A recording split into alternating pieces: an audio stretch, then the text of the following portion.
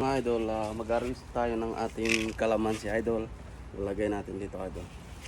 Kasi nahulog lang idol. Daming nahulog sa baba. So ito yung harvestin natin idol. Ayan. Daming bunga mga idol oh. Doon pa sa... Ayan. So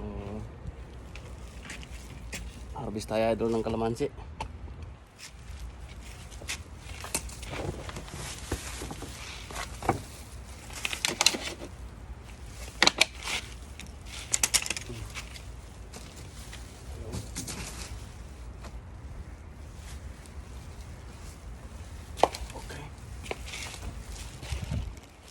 Tasin na natin. Bismillah.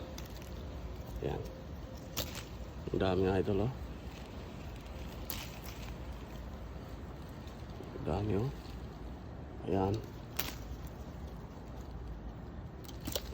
So ayan idol.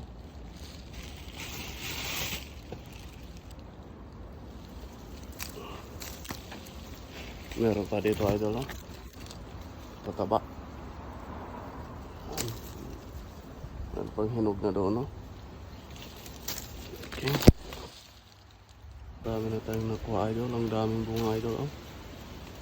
Doon pa sa taas. Doon. Ang ating nakuha. Isang plastic. Ayan itong bahay ni Amo. Parang Pilipinas. Hindi mo talaga mamimiss yung Pilipinas pag nandito ka. Kasi nandito kami idol sa mga bundok papuntang Makkah. Parang paraiso sa bahay ni Baba. So yan mga tanim dito ay parang tanim din sa Pilipinas. So by concept by Philippines. Ayan.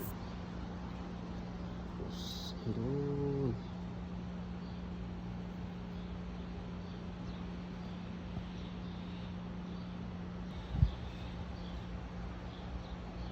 So may swimming pool yan si Baba pero parang hindi na nagagamit. Kasi basta pag nandito ka sa libliban parang hindi na nagagamit. Pero maintain pa rin yan ang kalinisan.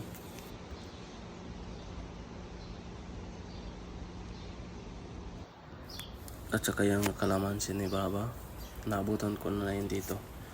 Pero napakaraming bunga. Sa taga Jeddah dyan, pwede kayo mag-request, libre lang yan. Nahulog lang kasi yan eh.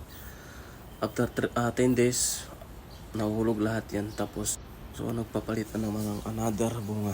Kaya ganyan, sayang lang.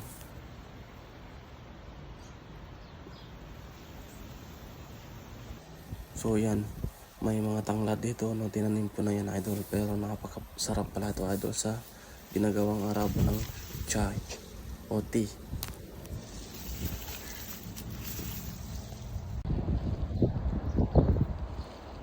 Hello mga idol, yan ang lugar namin dito sa sa Jeddah.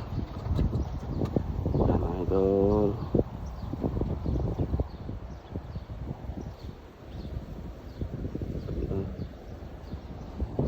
Probinsya.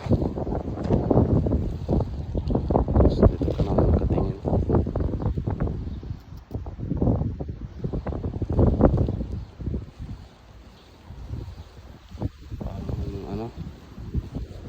Nasa probinsya ka talaga.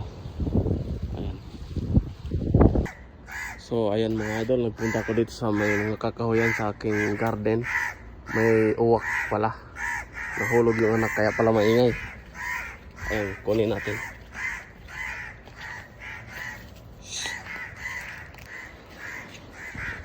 So maingay. So ito yung anak niya. So ayan. So ayan na. Ayan ang anak niya. Ayan niya. Yun. So yun ang kanyang anak. Ayan ang anak niya. Ayan.